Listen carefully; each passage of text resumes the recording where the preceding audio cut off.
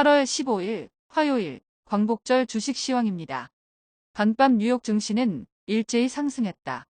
다우존스는 26.23포인트 상승한 35,307.63포인트로 마감했으며 S&P 500 지수는 25.67포인트 상승한 4,489.72, 나스닥은 143.48포인트 상승한 13,788.33포인트로 마감했다. 뉴욕 증시는 엔비디아가 장중 7% 이상 급등하고 다른 반도체주들이 덩달아 급등하면서 나스닥과 반도체 지수가 큰 폭으로 상승하며 마감했다. 빅테크주들은 테슬라를 제외하고 일제히 상승했는데 지난주 화요일 이후 10% 넘게 빠졌던 엔비디아는 7% 넘게 급등하며 시가총액 1조 달러를 다시 돌파했고 아마존, 구글, 페이스북이 1% 넘게 상승한 반면 테슬라는 1% 넘게 하락했다. 지난주 AI 버블을 언급하며 엔비디아의 4일 연속 하락을 이끌었던 모건 스탠리가 이번엔 엔비디아의 목표가를 500달러로 상향하자 엔비디아 주가는 7% 넘게 폭등하며 필라델피아 반도체 지수도 2% 넘게 급등했는데 엔비디아를 필두로 AMD, 마이크론, 브로드컴, 인텔 등이 덩달아 급등세를 보였다. 전기차 업계는 테슬라가 중국에서 모델 Y의 가격을 또 인하한다는 소식에 마진 축소에 대한 우려로 1% 넘게 하락했고 니콜라는 화재의 위험으로 수소 트럭을 리콜한다는 소식에 7% 가까이 급락했으며 루시드만 2% 가까이 상승한 채로 마감했다. 10년 만기 국채 수익률은 4.182%로 상승했으며 2년 만기 국채 수익률도 4.965%로 4일 연속 상승했다.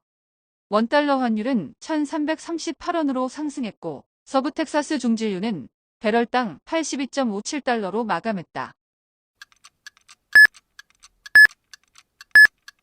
전일 국내 증시는 일제히 하락했다. 코스피는 전일 대비 20.39포인트 하락한 2,570.87포인트로 마감했으며 코스닥도 10.52포인트 하락한 901.68포인트로 마감했다. 국내 증시는 중국의 5위 부동산 업체 비구 2위안의 디폴트 위기에 대한 우려로 큰 폭으로 하락했는데 코스피, 코스닥 모두 기관과 외국인의 매도세가 이어지며 코스닥 지수는 1% 넘게 하락하며 장중 900선이 무너지기도 했다. 코스피는 삼성전자가 반도체 재고자산 증가 소식에 장중 67,000선이 무너졌으나 장 막판에 회복세를 보인 반면 LG화, 삼성 SDI가 급락세를 보이고 시가총액 상위 종목이 일제히 하락세를 보이며 장중 2,560선까지 밀렸다가 마감 전에 겨우 2,570선을 회복했다. 코스닥은 에코프로가 110만원 이하로 급락하고 셀트리온 제약, JYP가 8에서 9%대로 폭락하고 셀트리온 헬스케어, LNF 등이 2% 이상 급락세를 보이면서 코스닥 지수는 1% 넘게 빠지면서 900선을 겨우 유지했다.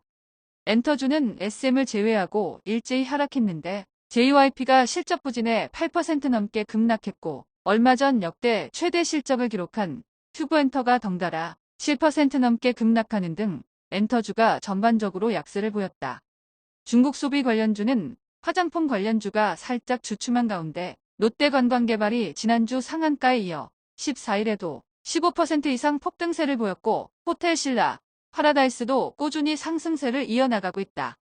LS그룹주는 일제히 강세를 보인 가운데 초전도체 수에 주로 꼽히는 LS전선아시아가 25% 이상 폭등세를 보였고 초전도체 관련주는 시성델타테크가 하루 동안 매매 정지 중인 가운데 덕성, 서남, 파워로직스, 모비스 등이 상한가를 기록하고 국일신동도 상한가에 근접하는 등 언론의 보도에 따라 반대 방향으로 급격하게 움직이는 모양새라 급등세를 거머쥘 자신이 없다면 괜히 들어갔다가 낭패만 볼 수 있기에 저도 수익률 구경 정도로만 지켜보고 있습니다.